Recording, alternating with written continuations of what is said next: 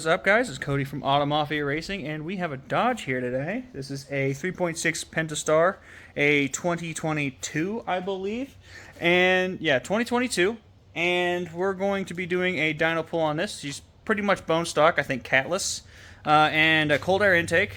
I'm not sure if it's tuned or not. I'm pretty sure it's not because we're going to be sending the ECU off to be unlocked. And the plan is with this car, we're going to be designing a mid-mount turbo kit to see how much power we can make. And the reason we're doing a before dyno, because as many people know, that dynos actually change depending on where you are, and just, you know, two dynos can read two different numbers. Just like you can step on three different scales, you can weigh 180, 190, and 160 on three different scales. It's the same thing with dynos. It's just a measuring tool. So what we need to see is a before and after. So right now we're going to do the before.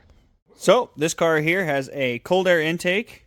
I believe they are factory, what's that, downpipe style system? And it's definitely catless. It's loud. So it might be like straight piped.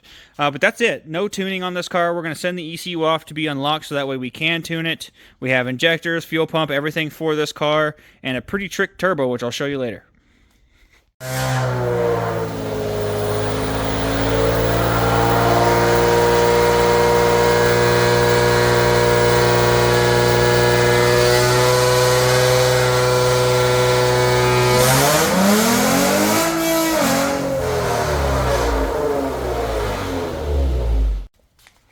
Alright, so how much did it make?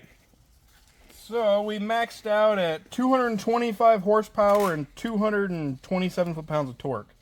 We did two back-to-backs, so we did a 225, 224, and then a 221, 227. So they're pretty almost exactly even, basically, 225, 225 horsepower and torque. And that's SAE smoothing 3, I believe. Let me look.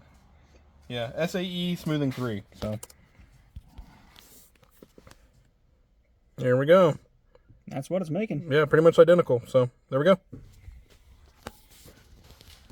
I will say one thing. The addition of a turbocharger will help that rasp a little bit.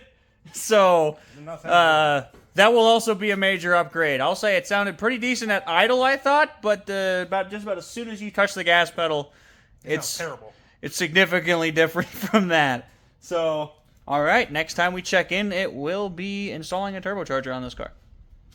Okay, so this is the turbocharger that we're going to be using, sized exactly for up to about 600 horsepower from comp. So good thing about this thing and why it's pretty cool. So one thing is it is internally wastegated, so you don't have to have an external wastegate, which just makes this kit a lot more simple. We can make sure the preload is set to exactly the amount of boost that we need to be set to, and we're good there. And also, the really cool thing about this is it is a air-cooled, this is an air-cooled turbo. So, no water lines, no oil lines run to it, just a grease fitting. If you've ever run a ProCharger kit or know about ProCharger kits, same thing.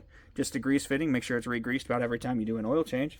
And this is about as close as you can get to a bolt-on turbo that's possible. So we're going to go ahead and use this in the turbo kit. It will make it a little bit more expensive than just like your normal turbos, but the thing is, it makes this a lot more simple of an install and a lot more simple of a de-install as well if you ever want to go back to stock to sell the car or for whatever. If you're a guy that wants to take everything off for emissions or something like that, you could do that. So, here we go.